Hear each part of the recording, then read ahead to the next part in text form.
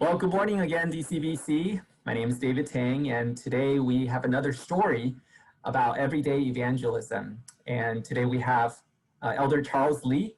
He's one of the elders in DCBC, and I want him to share a story of him that happened to him while he was in Shanghai. And Uncle Charles, I saw this picture of you where you have two black eyes, and it's a phenomenal story of how God used that situation to help you to share the gospel with someone. So can you just tell us what happened? Okay. Well, I think many times we thought things may happen just happen and not realize that was actually it's part of God's plan for us. I think I see God use every day for life for purpose. So when Pastor David asked me to talk about the incident in Shanghai over 10 years ago, I was a little bit kind of shocked because so happened in the same week, and my daughter Joanna also sent me the same picture for the panda eyes pictures. So I'm not sure that maybe that's why God asked me to share something. So I did a story a little long. I try to cut it as short as possible. The thing happened was about 12 years ago when I think I arrived in Shanghai about 2 months. And then on one evening in a very busy intersections, and I was trying to cross the road, and I was almost hit by a car that didn't really yield to the traffic light. So I immediately stepped back, and my hand kind of hit the trunk. So, and after that, I crossed to another side and walked about 50 feet, I guess. And then I was punched twice at the head. I didn't realize the drivers came after me because he was so angry that I hit his trunk. And by the time I arrived at the police stations, and police had found the drivers and wanted me to identify a suspect. But my eye was so swollen up, and I was really not in the mood to say anything or do anything. So I didn't take action, but I only see a ophthalmologist.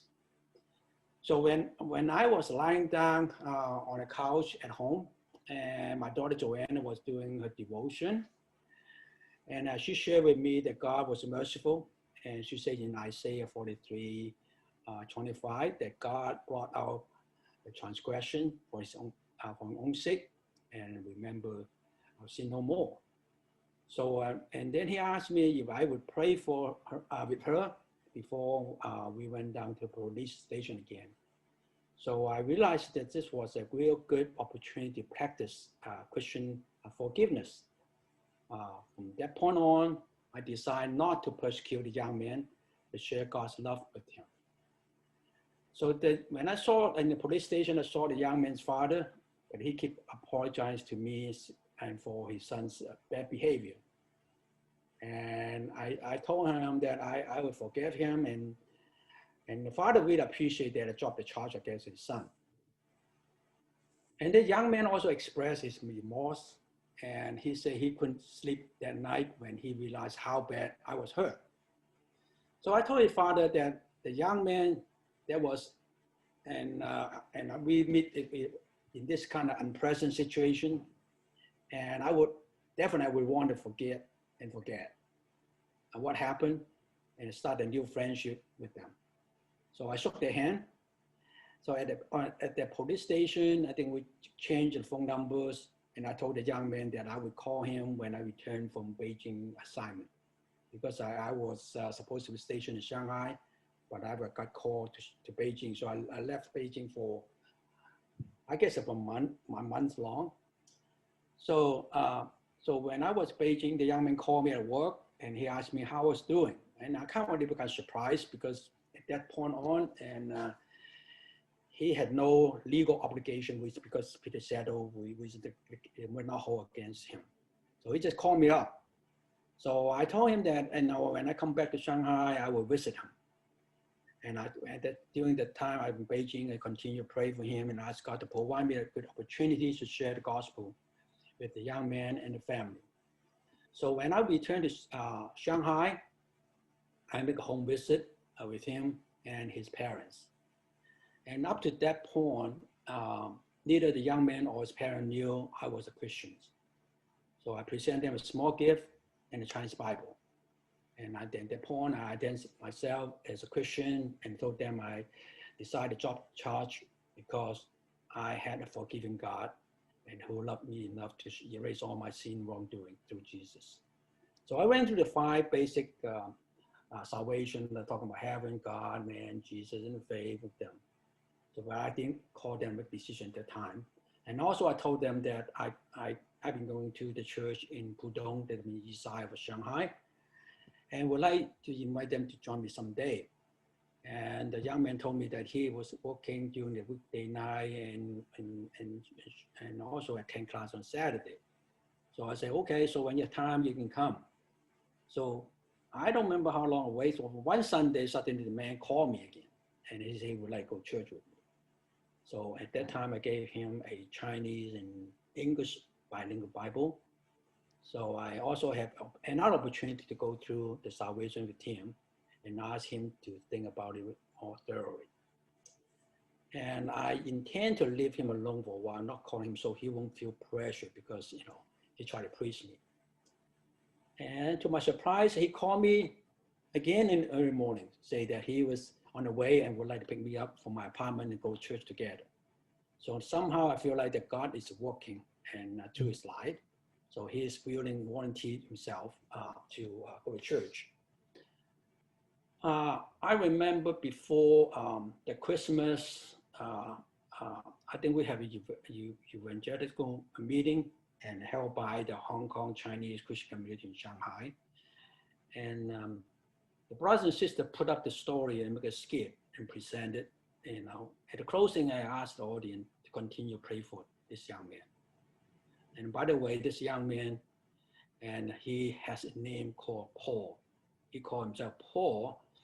Actually, I would try to give him an English name Paul, but somehow it really surprised me that we're all saying it gets good at Paul. I have no idea why I got Paul, but the reason I want to like to call him Paul because I would like to see how Paul can be Christ. And hopefully this Paul going to be Christ.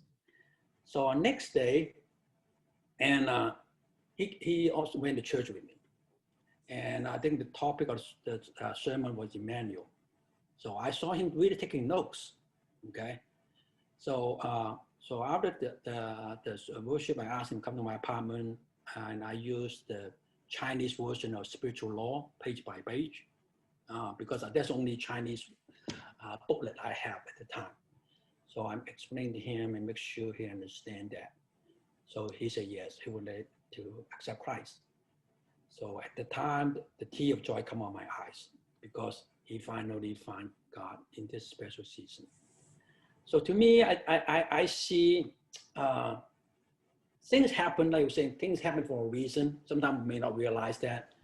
So now I see that God allowed this thing happen so that Paul can come to know the Lord. Mm. So, and also, this is really, I think, the first time I shared the gospel with the Chinese people when I work in China. And there's many other wonderful stories, maybe have time I could share with you. But for this one, I learned that sometimes God is the one doing the working, okay? And because your initiative from him is not because I keep inviting him. I never push him. So I'm sure that sometimes we really want to show our care and love, and people will respond. But at that time, I have no idea when he will accept Christ.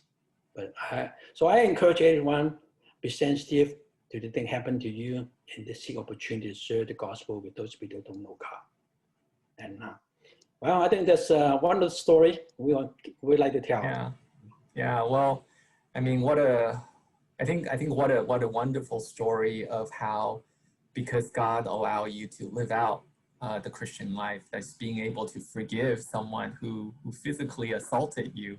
Yeah. I think that really opened the door to building that relationship and just really not just building the relationship, but having that open door to give testimony to Jesus. And I think that's something we can all learn, is that as we live out the Christian life, that life is attractive because it shows the love of Jesus. It shows the forgiveness of Jesus. Yes.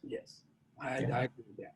But one thing I would like to suggest, everyone definitely we need what we can present, for the good news. I think otherwise we easily lose focus. But I also suggest not to rely on it so much, because even though we may not tell clearly, but the Spirit gonna work. And I have some instance that I haven't finished presenting the gospel, and the person won't accept Christ. I say, well, what does it really tell you, right? It's totally because of the Holy Spirit. It's not because of you.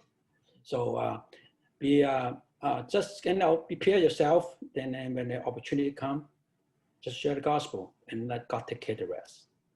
Great. Well, thank you so much for sharing with us, and we look forward to hearing more stories from you. And everyone who's watching, and when you see Elder Charles, ask him for some of these stories. Yeah. All right. Thank you so much. Okay. Bye-bye. Bye-bye.